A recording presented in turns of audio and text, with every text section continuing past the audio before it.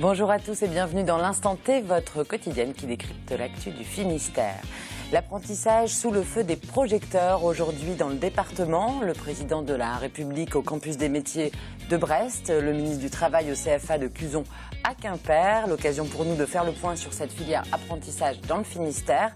Florence Lebras, bonjour. Bonjour. Alors vous êtes vice-présidente du conseil de perfectionnement de l'IFAC de Brest, alias le campus des métiers. Donc on parlera apprentissage avec vous dans un instant. En plateau également Benjamin Bréon. Bonjour Benjamin. Bonjour Pauline. Alors vous avez fait votre apprentissage des réseaux, vous. J'ai essayé en tout cas. On vous retrouve tout à l'heure dans l'Instant Web. Et puisqu'on arrive en mai et que de grands week-ends sont à venir, nous vous offrons quelques coups de cœur côté balade bretonne. Tanguy Mona, bonjour. Bonjour. Vous êtes le rédacteur en chef de Bretagne Magazine. Alors vous, qu'est-ce que c'est votre coup de cœur balade en Bretagne ? Mon coup de cœur balade en Bretagne dans ce numéro, c'est une balade sur la commune de Saint-Rivoal dans les hautes terres du Finistère. Dans les Monts d'Arrée. Dans les Monts d'Arrée. On en parle tout à l'heure. Et puis exceptionnellement, on retrouvera la brève de Stéphane Leroy en fin d'émission. Voilà, la brève de trottoir. Tout de suite, on démarre par un point sur l'actualité de ce jeudi 30 avril. François Hollande dans le Finistère ce jeudi matin, accompagné des ministres Najat Vallaud-Belkacem, Maryse Lebranchu, François Rebsamen et Jean-Yves Le Drian. Le président de la République a d'abord visité le lycée technique Vauban de Brest, puis il a inauguré le nouveau centre des apprentis du Finistère, c'est le campus des métiers à Guipavas. L'occasion pour lui d'annoncer une série de mesures concernant l'emploi et la jeunesse. Et Christophe Boucher était sur place. 500 000 apprentis formés par an, c'est l'objectif fixé par le président de la République. C'est 70 000 de plus qu'aujourd'hui. À Brest, à l'occasion de l'inauguration du campus des métiers, François Hollande a annoncé une série de mesures pour relancer l'apprentissage qui ne représente que 8% des formations en France contre 25% en Allemagne. 1er juillet de cette année, les petites entreprises qui accueilleront un apprenti de moins de 18 ans en première année n'auront plus rien à débourser du tout. De cette annonce qui va dans le bon sens, parce qu'en France, on est obligé de former des apprentis, parce que si on souhaite que nos entreprises soient reprises, il nous faut former. Et c'est une très bonne pour nous, c'est une annonce extraordinaire. On ne s'attendait pas à une annonce de la sorte. Je crois que notamment pour les petites entreprises qui souhaitent démarrer dans l'apprentissage, c'est-à-dire prendre leur premier apprenti, on a là véritablement un dispositif qui doit permettre de faire le premier pas. Le gouvernement veut montrer l'exemple. Au début du mandat de François Hollande, il n'y avait que 700 apprentis dans les différents services de l'État. L'État, Madame Lebranchu, qui est chargée de la fonction publique, s'est donné comme objectif 10 000 apprentis accueillis d'ici 2017. Aujourd'hui, il y en avait 700. Parmi les mesures annoncées, le président souhaite un rapprochement entre le monde de la formation et celui des professionnels pour mieux préparer les futurs salariés et chefs d'entreprise. Des mesures fortes qui devraient permettre de changer l'image de l'apprentissage pour Franck Bellion, président de la CCI de Brest. L'apprentissage en France, malheureusement, a été souvent prise comme une voie d'échec de ceux qui n'ont pas réussi à faire autre chose, alors que François Hollande en a parlé et moi j'en ai parlé. On considère que c'est une voie d'excellence. Les apprentis d'aujourd'hui sont les chefs d'entreprise de demain. Troisième passage brestois pour le président depuis son élection en 2012 et visiblement François Hollande commence à maîtriser l'accent ISEF. Et comme le disait le maire de Brest, si ça gaze à Brest, ça gazera partout en France. Merci. Et en marge du déplacement présidentiel, les enseignants du collège de Keralé à Brest ont manifesté. Ils demandent plus de moyens. Frédéric Lorenzon est allé à leur rencontre. Relégués à bonne distance du convoi officiel du président de la République, une vingtaine d'enseignants du collège de Keralé à Brest manifestaient ce jeudi matin aux abords du lycée Vauban. Depuis le début de l'année, ils réclament le classement de leur collège dans le réseau REP+, réseau d'éducation prioritaire renforcé pour la prochaine rentrée 2015. 2 représentants des grévistes ont été reçus par un conseiller du président en vain. On a été bien reçus. Ça a été rapide. J'ai posé la question de savoir qu'est-ce qu'on répond aux collègues maintenant. Est-ce qu'il va y avoir des suites? Est-ce qu'on va avoir une réponse? On nous a renvoyés en fait vers l'inspection académique et vers le recteur. Donc en nous expliquant si on était vraiment à la limite du REP+, eh ben, peut-être qu'il y avait des moyens ou des choses qui pouvaient être allouées sans le label en fait. Le dispositif REP+ permet aux enseignants d'avoir plus de temps pour accompagner les élèves. Une nécessité dans ce collège de Keralé implanté au cœur du quartier populaire de Bellevue. Nous souhaiterions passer en réseau d'éducation prioritaire plus pour avoir des moyens alloués pour nous permettre en fait de travailler beaucoup mieux avec les élèves, leur permettre d'avoir vraiment une égalité des chances de réussir. Pour la petite histoire, nous avons d'ailleurs envoyé des élèves en DIMA à l'IFAC et c'est ce que nous avons expliqué à monsieur le conseiller parce qu'ils vont visiter l'IFAC tout à l'heure, donc c'est vrai que c'est merveilleux. Sur 3 élèves, 2 élèves nous sont revenus parce que ça n'a pas fonctionné. Les grévistes espèrent désormais un geste de l'inspection académique du Finistère pour bénéficier de 5 postes supplémentaires ou d'une centaine d'heures d'enseignement. Mais sans le classement REP+, il leur faudra renégocier cette dotation chaque année. Alors cette visite présidentielle était évidemment relayée, critiquée, analysée ou moquée sur les réseaux sociaux. On en parle tout de suite dans l'Instant Web. Benjamin, alors la venue de François Hollande ce jeudi a beaucoup agité le web. Bah oui, vous savez qu'à part s'envoyer des photos de petits chats et s'étriper sur les qualités réelles ou supposées de Nolwenn Leroy, une des grandes passions des réseaux, c'est le Hollande bashing, et en bon français. Et là, bien sûr, ça n'a pas raté. D'abord sur le sujet de son déplacement, ses opposants politiques se sont rués dessus, puisque le dit déplacement était consacré à l'apprentissage, et donc tombe quelques jours après les nouveaux et une fois de plus mauvais chiffres du chômage. Donc tout ça très classique, plus spécifique au web. En revanche, l'addition Hollande plus apprentissage a donné lieu à toutes les variations possibles sur le thème. Ah bah ça tombe bien, il va pouvoir en profiter pour apprendre son métier. Les dessinateurs spécialistes de Photoshop, de Twitter aussi, se sont fait plaisir pour des résultats parfois montrables, parfois pas montrables, parce que je vais me permettre un petit interlude. Certains semblent avoir oublié que, comme d'ailleurs son prédécesseur, qui lui aussi provoquait de véritables crises d'hystérie, le président de la République a été démocratiquement élu, il est donc légitime à son poste.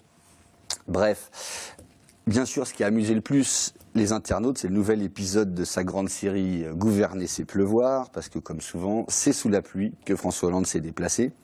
Alors, pas d'image comme celle cruelle dont tout le monde se souvient, l'île de Saint, pour la commémoration de la Libération. Il paraît que chat échaudé craint l'eau froide, mais en revanche, il y a eu des sarcasmes comme s'il en pleuvait. Hollande vient à Brest, prépare ton kawaii, tiens le printemps est fini, etc. Même le nouveau leader de la droite au conseil départemental du Finistère, Maël de Calan, s'est fendu de sa petite blague. Et je vous épargne les dizaines de variations autour de la phrase bien connue attribuée à l'amiral de Kersozon à propos de ceux sur qui il pleut en Bretagne. Alors le plus dur maintenant, ça va être de se renouveler, pas tellement sur l'apprentissage, d'autant que comme chacun sait, la répétition est à la base de la pédagogie. Non, ce qu'il va sans doute falloir renouveler, c'est le Hollande sous la pluie bashing, si on peut dire. Le plus simple, en tout cas pour lui, ce serait sans doute qu'il n'aille plus que dans des endroits où il est sûr qu'il fera beau, mais après, il ne faudra pas se plaindre s'il ne vient plus en Bretagne. Merci beaucoup, Benjamin. Alors François Hollande, on l'entendait tout à l'heure, il a annoncé ce jeudi matin 500 000 apprentis en France d'ici 2017. Florence Lebresse, vous êtes donc la vice-présidente du conseil de perfectionnement de l'IFAC de Brest. C'est le fameux campus des métiers dont on parle tant aujourd'hui. Alors, combien d'apprentis comptez-vous dans cet établissement cette année? On a une capacité au niveau du campus de 2100 apprentis. Actuellement, on est à plus de 1700 apprentis. D'accord. De la place pour des futurs apprentis. Exactement. Quel est le profil de ces apprentis? Ils ont quel âge? Ils sont en reconversion? Ils sortent d'école?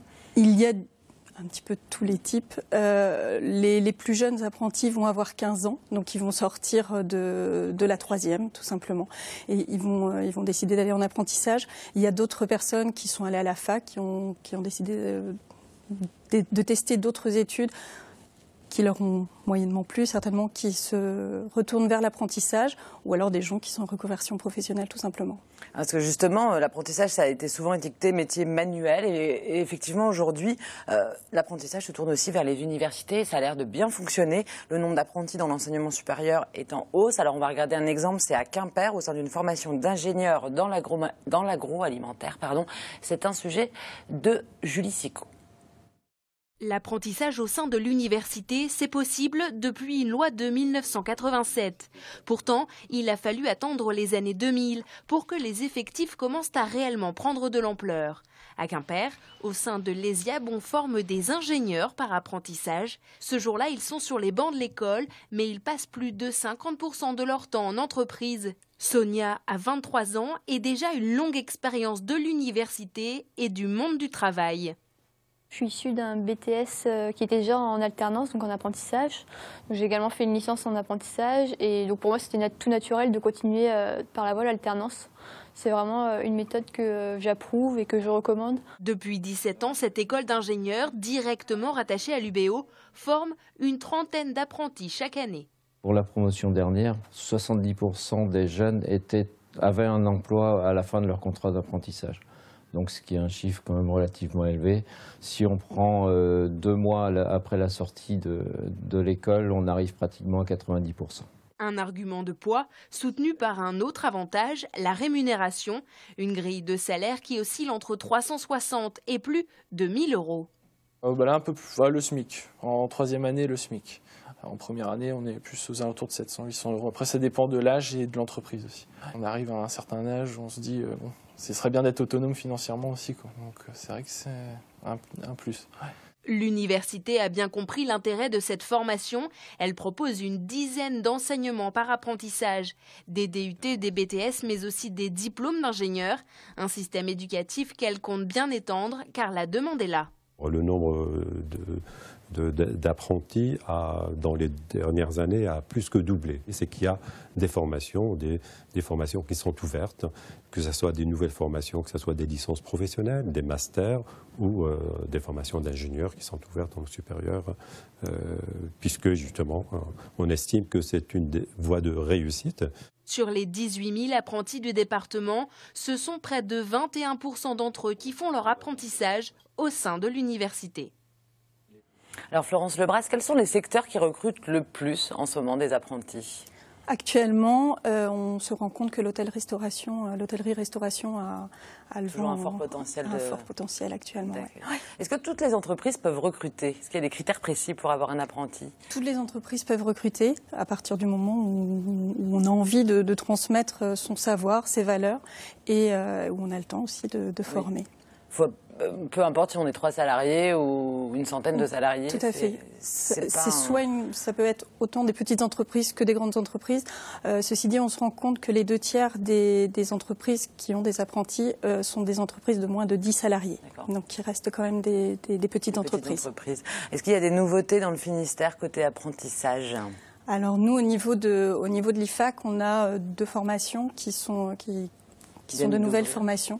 On a le CAP maintenance parcs et jardins qui va se faire en 1 an et un bac plus 3 responsable manager de la distribution. Quel est l'avantage pour les apprentis ? Il y a différents avantages. Déjà, l'apprenti se retrouve dans le monde du travail. Donc on allie et la formation et le monde du travail. Il a en plus un petit salaire à la fin du mois, ce qui n'est pas négligeable du tout. Et l'avantage pour les entreprises ? Et l'avantage dans les entreprises, c'est d'avoir déjà de former, parce qu'on a besoin de former pour avoir des salariés après.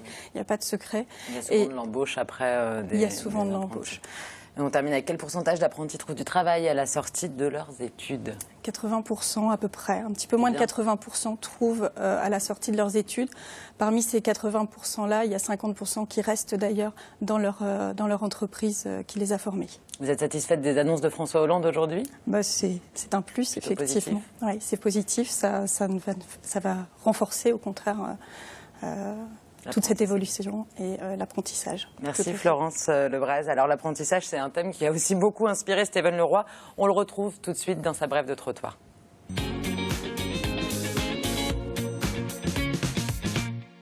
Ça gaze avec toi ou quoi ? T'as vu qui y avait à la carré aujourd'hui ? Fanchek, qui a ramené le troupeau, le merdier, tout le tralala. Hop là, tout ça Bresse. Bon comme à Bresse. Fanchek, il est venu inaugurer le campus des métiers qui est ouvert déjà depuis 10 mois, histoire de dire que l'apprentissage c'était vachement bien, tout ça, c'est une voie super, tout ça. Alors je te remets juste un peu le truc dans le contexte. T'imagines en 1963-64 le général de Gaulle qui vient aux arpètes de l'Arsouille ? Oh bah non. Mais lui si, en fait, lui il a préféré venir. Moi je me suis dit là-dessous il y a embrouille, il y a malaise. Il est venu causer d'autres choses. Moi 5, j'aurais dit, tiens, il serait peut-être venu causer avec les joueurs du Stade Brestois, histoire de leur mettre 2 baffes dans la gueule en leur disant, hé, oh, gamin, tu veux retourner à l'apprentissage du foot aussi, réussir à dribbler et mouiller le maillot ou quoi? T'étais 2e à la trêve et voilà, maintenant, t'as plus de Ligue 1, t'as que dalle pour un cheval, il reste 2 matchs, tout le monde s'en branle. Ou peut-être bien qu'il est venu causer à notre Franchic à nous, à Franche-Couille, quoi. Pour lui dire, hey, j'ai eu la fondation Brigitte Bardot à l'appareil, c'est vrai que tu massacres des ragondins. L'autre lui a dit, bah, des ragondins, si tu veux, c'est moyen. Moi, j'en ai pas vu depuis très longtemps. Comme moi, quoi. Moi, le dernier ragondin que j'ai vu, je sais pas, ça remonte à... Oula. Et ceci dit, il faut faire vachement gaffe avec les associations comme celle de Brigitte Bardot, hein. Parce que moi, je martyrise 2-3 animaux quand même. Hein. Je t'explique même pas les mandales que je mets au steak l'été. Hein. Les trucs, ils font des traces rouges sur le papier peint comme ça, éclaté complet. Et la bourgeoise qui gueule en disant, tiens, mais un coup d'éponge là-dessus, après le papier peint est décoloré. Enfin, je rentre pas dans le truc. Et si t'imagines la fondation Brigitte Bardot qui vient t'emmerder parce que t'as défoncé des steaks à la maison? Ouais, t'es moyen. Hein. Et en fait, non, j'ai compris ce qu'elle voulait parce que, bon, on a eu un truc du journal, là, et il y a une attachée de presse à Paris, une nana qui est sûrement pas con, hein, autrement elle bosserait pas à l'Élysée. Attends, je te donne pas son nom parce qu'autrement, oulala, pas de nom dans les bars.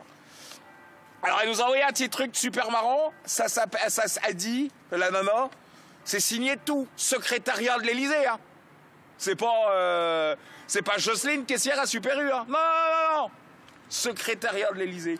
Pour la presse locale, il faut leur donner RDV à 10-15 au campus de Guy Pava pour qu'ils puissent être déminés. Alors la presse déjà, la presse même le Grand Strouillou n'a jamais fait cette connerie-là. Déminés. Attends, t'es pas un tank, quoi. Déminés. Et qu'ils puissent être déminés ER à la fin, histoire d'être sûr de patater vraiment le merdier jusqu'au bout, quoi. Tissim, il fait une comme ça avec sa mère, putain, il ramasse une mandale direct dans sa gueule, coup de boule dans ses dents, pas loin. Hein. Le ER et le E, la bourgeoise, elle rigole pas avec ça. Et je me suis dit, bah tiens, Franche, il a dû prendre celle-là avec lui dans ses soutes pour la mettre en apprentissage à l'IFAC aussi pour écrire français. Après, pour aller à l'Élysée. Et comme disait un copain, quand on était en piste, en passant un dernier glabousse dans sa gueule, eh oh, faut pas déconner, on n'est pas à l'Élysée. Alors Florence, est-ce qu'il y a peut-être une filière à l'IFAC des lettres, de l'orthographe pour les personnes de la communication de l'Élysée à créer, en tout cas envisager? C'est pas prévu, a priori.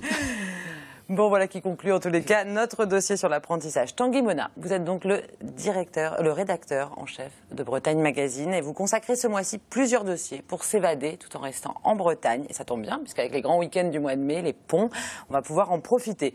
Premier dossier à l'honneur, c'est les Monts d'Arrée, c'est tout près de chez nous. Et vous y mettez à l'honneur une randonnée équestre. C'est assez original. Effectivement, la dernière fois qu'on était allé dans les Monts d'Arrée, on était sur des randonnées pédestres. Et là, on est allé avec un des précurseurs de la randonnée équestre en Bretagne, un grand connaisseur des Monts d'Arrée. On est parti, une journaliste de Bretagne Magazine est partie avec 3 cavaliers à l'aube, dans la brume, dans les landes des Monts d'Arrée, autour du Yonelaise. Et donc, elle raconte cette aventure un peu extraordinaire qui peut être faite assez facilement. Il y a beaucoup de sentiers équestres dans les Monts d'Arrée, beaucoup de gens qui pratiquent.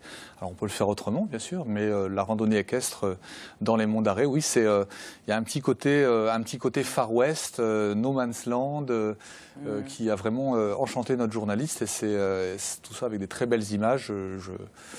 D'ailleurs, on apprend dans Bretagne Magazine qu'il y a 3500 km de sentiers équestres en Bretagne.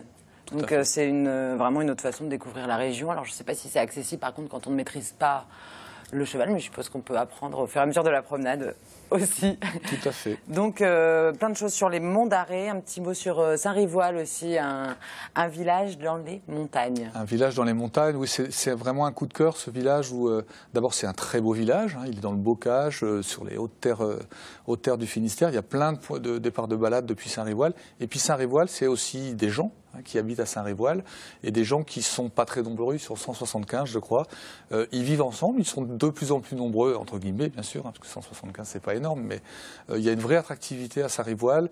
Il y a beaucoup d'initiatives communes, il y a des jardins partagés, des cours de breton gratuits, une fête du phare, une fête des pommes. Enfin, il y a une sorte de petit Éden dans les Monts d'Arrée. Alors Éden, Ils ont leurs problèmes comme tout le monde, hein, mais voilà, on vit très bien à Saint-Rivoal et c'est pour ça qu'on est allé voir. Avec une vraie philosophie de vie. Oui, tout à fait. Ouais. Et ils montent à cheval aussi. Tant qu'à faire. Mais sûrement, j'espère qu'ils en profitent. Ouais. Le Tour de Belle-Île en 4 jours, c'est un autre dossier plutôt sportif. J'ai trouvé 4 jours pour le Tour de Belle-Île. On peut prendre un peu plus de temps. On peut prendre un petit peu plus de temps, effectivement. Là, on l'a fait en 4 jours. C'était une aventure assez magique, là aussi, pour une des journalistes de Bretagne Magazine. Le Tour de Belle-Île à pied, quand on aime la rando, c'est vraiment le top du top, hein, avec, on va dire, les monts d'Arrée, justement, et puis Ouessant, et bien sûr la presqu'île de Crozon. Mais là, Belle-Île, à pied, c'est 85 km, c'est des sites magnifiques, des eaux turquoises. On a fait des rencontres aussi, hein. On est toujours à la rencontre des gens quand on part en reportage. Donc oui, si les gens qui aiment randonner, ils peuvent aller dans les traces de Virginie, c'est une super rando à faire. Prévenons-les quand même à tout hasard, ça monte et ça descend très fort. Hein. Belle-Île, c'est une rando pour sportifs. Hein, c'est assez sportif, ouais. Ouais. C'est pour ça que c'est bien. Mais 4 jours, de toute façon, c'est une île où il vaut mieux y aller au moins 2 jours pour éviter la frustration, parce que c'est pas comme Ouessant, Ouessant 2 jours aussi, Saint-Molène, ça se fait en une journée. Belle-Île, il faut prendre un petit peu le temps. Et puis alors, dans Bretagne Magazine, Histoire, cette fois-ci, qui sort aussi, direction Guerre-les-Dents. C'est la grande balade du moment, hein, puisque ça y est, le lac est vide. Vous revenez sur l'histoire de ce barrage qui commence en 1921. Exactement. C'est une histoire qui date, qui a duré une dizaine d'années, me semble-t-il, entre le moment où on a décidé de construire le barrage et le moment où il a été terminé. Ça a été assez mouvementé pour plein de raisons que vous découvrirez dans Bretagne Magazine Histoire. Et c'est un sujet qui est illustré avec des photos de l'époque. On se croirait à la ruée vers l'or. Il y a vraiment des visuels qui semblent pas du tout être faits en Bretagne. Il y a vraiment un côté, le Klondike, hein, la grande ruée vers l'or, ça vaut le coup d'œil. Alors c'est aussi l'occasion d'ailleurs de faire le point sur le rôle de ce barrage, parce que j'ai appris dans Bretagne Magazine Histoire qu'à la base donc, ça fonctionnait de produire de l'électricité, mais aujourd'hui il sert surtout de réserve d'eau potable. Tout à fait, ouais. Ils servent de réserve d'eau potable et c'est aussi pour les gens qui aiment, pour revenir sur la thématique des ponts, pour les gens qui aiment se balader, on peut faire le tour du lac de Guerre-les-Dents. Il y a une base nautique, c'est un endroit... il y a un sentier qui fait tout le tour. Il y a un trek très connu maintenant aussi autour du lac de Guerre-les-Dents. C'est vraiment une vraie destination aujourd'hui pour les gens qui veulent aller passer 1 ou 2 journées en week-end en Centre-Bretagne. Il y a de quoi faire, il y a vraiment de quoi faire à Guerre-les-Dents et on se croirait, comme dans les monts d'Arrée, dans un autre registre un petit peu ailleurs. Alors, 2 autres actus avec Bretagne Magazine. Votre concours de photos annuel, Tanguy Mona, ça consiste en quoi ? C'est tout simple, hein. On est tous, la Bretagne est belle, on a maintenant quasiment tous des appareils photo, ou en tout cas des smartphones qui le font. On a tous 1 ou 2 photos qu'on a pris des fois peut-être un peu par hasard qui sont magnifiques. Donc l'idée c'est d'aller sur un site, sur le site Concours Photo de Bretagne Magazine et de déposer ces photos. Et donc les lauréats seront exposés au Festival international Photoreporter de Saint-Brieuc. Il y a des dotations aussi qui sont effectuées. Et il y a un petit concours plus réservé aux professionnels ou plutôt aux amateurs vraiment avertis, où là on est sur du photoreportage. C'est pas juste une photo de Bretagne qu'on demande, mais une histoire à raconter en une dizaine de photos. Et là, il y a quand même une belle dotation de 4 000 € pour le gagnant, donc c'est pas mal. Ça vaut le coup. Sondage, les sites préférés des Bretons. C'est un petit sondage que vous faites en ce moment. Donc vous avez jusqu'au 16 juin pour aller voter sur www.bretagnemagazine.com. Alors c'est quoi ce sondage ? On doit donner nos petits coups de cœur, voilà. Nos lieux préférés. Oui, l'idée c'est de partager ces coins, sa Bretagne, et d'aller sur ce site. C'est tout simple, hein. Vous y allez et vous dites, ben voilà, la plage que je préfère en Bretagne, c'est celle-là. Le site naturel que je préfère, c'est celui-là. Et le site du patrimoine, hein, l'endroit, le château, le pont qui vous touche, c'est celui-là. On regarde tout ça et puis au final, on verra ce qui va en ressortir. On fera peut-être un petit palmarès. Ça peut donner l'occasion d'ailleurs. Ça donne des idées de balade. Donc l'idée, c'est de faire ressortir un petit peu les coins préférés des Bretons. Avant de se quitter, vous allez me dire vos coins préférés, Benjamin par exemple. Je ne vais pas vous le dire, moi c'est un secret. Si, dites un autre alors. Allez, Plouguerneau. Plouguerneau, Tanguy. Alors moi j'ai un faible pour les jardins du château de la Roche-Jagu dans les Côtes d'Armor, sur les bords du Trieux, où j'adore aller me promener. Florence. Moi, j'aime bien la Côte-Nord, j'aime bien Saint-Paul, Roscoff, la baie de Morlaix. On est très nord. Hein. Ouais. Bon, bah, moi, je vais dire peut-être Port-Coton à Belle-Île pour un site naturel. Comme ça, on va un petit peu au sud, mais évidemment, il y en a d'autres. Merci beaucoup à tous les trois d'avoir été sur le plateau de l'Instant T. Nous, on se retrouve lundi prochain pour une nouvelle émission. D'ici là, passez un très long et bon week-end sur TBO. Ciao.